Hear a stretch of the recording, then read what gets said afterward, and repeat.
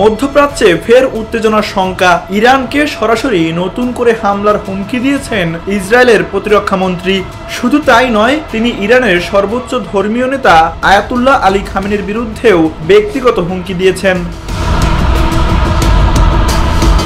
ইসরায়েলের দক্ষিণাঞ্চলে অবস্থিত রামন বিমান ঘাঁটি পরিদর্শনের সময় প্রতিরক্ষামন্ত্রী ইসরায়েল কাটজ স্পষ্ট বার্তা দেন, ইরান যদি হুমকি দেওয়া অব্যাহত রাখে তবে ইসরায়েলের প্রতিরোধ আরও কঠিন হয়ে তেহরান পর্যন্ত পৌঁছাবে।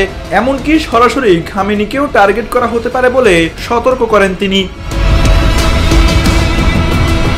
এর আগে 13 জুন থেকে ইসরায়েল ও ইরানের মধ্যে টানা 12 দিনের রক্তক্ষয়ী সংঘর্ষে কেঁপে ওঠে গোটা অঞ্চল। ইসরায়েলের হামলায় ইরানের সামরিক ও পারমাণবিক স্থাপনাগুলো ছিল মূল লক্ষ্যবস্তু। পাল্টা জবাবে ইরানও চালায় হামলা।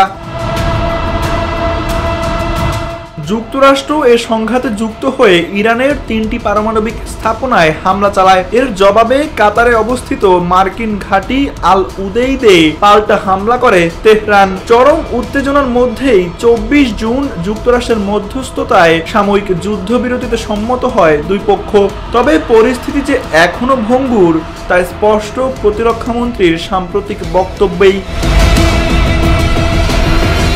হুমকি প্রতিহুমকির এই নতুন পর্বে আন্তর্জাতিক কূটনীতির ভূমিকা কতটা কার্যকর হয় সেটাই এখন দেখার বিষয়। তানভীর আহমেদ, এনপিবি নিউজ।